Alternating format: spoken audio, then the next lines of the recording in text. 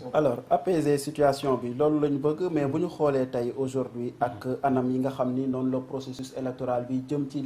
élection législative yi bindoo ndax mën nañoo jàpp ni dina am si jàmm yaa ngi wax sànq ni violence ak période électorale ñoo ànd ci Sénégal est-ce que ci élection yi ñu jëm amul risque à ce que finalement basculement bi nga xam ni moom la ñu mës a tiit ci Sénégal mu am surtout bu ñu gisee tey ak ardeur bi nga xam ni moom la ci acteurs yi di demee. xam nga Sénégal duñ mus di contester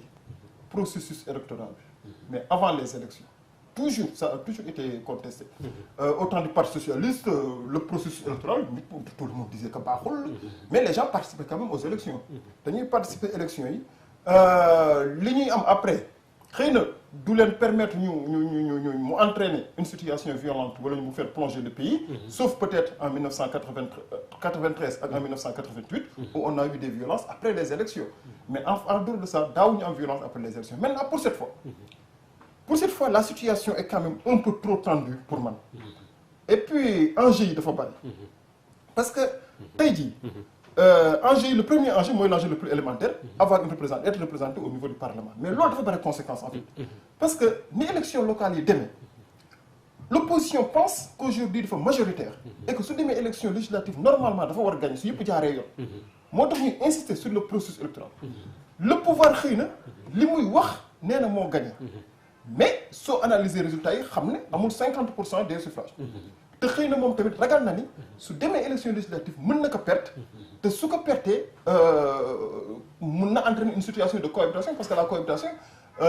au niveau du gouvernement elle n'est pas au niveau du pouvoir exécutif du obligation au Sénégal mais mën na ko entraîner te loolu day wàññi seen doole day wàññi seen pouvoir maintenant nag ku nekk yaa ngi jiiñ sa morom ku nekk yaa ngi accuser sa morom tey jii opposition bi amul lu mu waxul pouvoir bi par rapport au processus électoral pour moom pouvoir bi day manipuler le processus électoral pour renverser les résultats en sa faveur et notamment réintroduire wala insister sur un élément du processus muy le parrainage parce que parrainage boobu ça pose énormément de problèmes au Sénégal parce que doon voté loi boo xam ne en réalité mënul quelque la doon voté loi boo xam ne mënuñu ko appliquer léegi application de cette loi boobu mën na entraîner ay situation de contestation wala de manipulation yoo xam ni day fa nar salir tout le processus électoral te enjeux yooyu sont très importants aujourd'hui parce que l'autre enjeu aussi est que mooy l'élection présidentielle de 2024 parce que tey jii résultats de 2022 yi peuvent avoir une influence déterminante sur les résultats de l'élection présidentielle de 2024 maintenant loolu yëpp soo ko boolee Sénégal tey jii dafa toog si benn espèce su volcan boo xam ni c'est en ébullition mën na exploser à tout moment est-ce que élection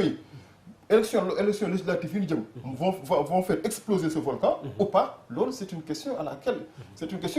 il faut réfléchir xool quand même noonu mën def peut-être pour rabaisser la tension avant les élections et puis ñu dem ak élections yi ni ñu si daan demee xam ni itam bon il faut toujours un début à tout su fekkee ni le parti au pouvoir